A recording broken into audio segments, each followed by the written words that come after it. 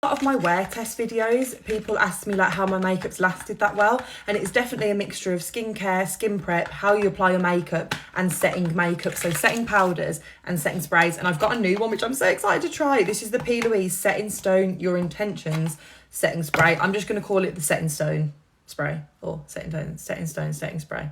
That's a mouthful. Why am I so excited to try this setting spray, you might ask, or you might not? Because it's a continuous mist. It's not a squirt bottle, and I love a mist setting spray. I used to love the Morphe one, and then Morphe of like, I don't even know what's happened to them, but I don't use that anymore.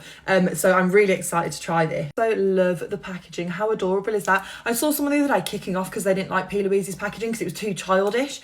It is what it is. You're physically looking at something when you order it, and if you order a packaging that you think is childish, I don't understand that, but I think it's absolutely adorable. How cute. So I don't even know if you need to shake things like this before, but I'm gonna, oh, wow. It smells like coconut. Is that coconut? Time to dry. I'd say that's a little bit more powerful in like a good way than the Morphe one. The spray is just a bit more like, I feel like more comes out as you're spraying it. But I like to set my skin with setting spray before I powder, if that makes sense. It's just how I personally like to do it for my skin. I feel like sometimes I will if I have to. If I've forgotten to do it, I will spray my skin at the end.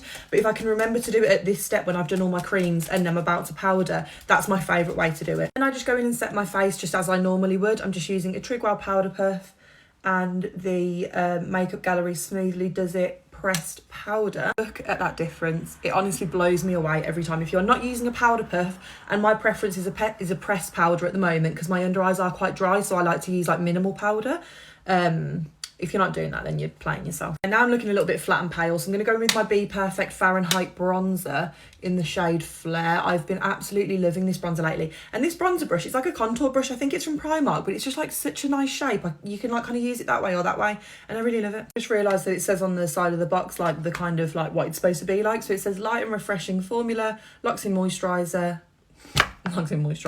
I wish. Locks in moisture, fast drying, lightweight, invisible mist, quick drying and long wearing, rebalances and restores the face's complexion, which I would agree with. It feels really, really nice. So this is how I personally would just leave my skin. I just leave it like that. But if you do want to add a lot more maybe like glowiness, you could do another layer of setting spray if you wanted and do highlighter and things like that as well. But this is just how I would leave mine. I'm going to go and finish the rest of my makeup, and I'll come back later on and let you guys know how like well it wore. I have only had this makeup on for about 4 hours, but so far so good. It feels really nice.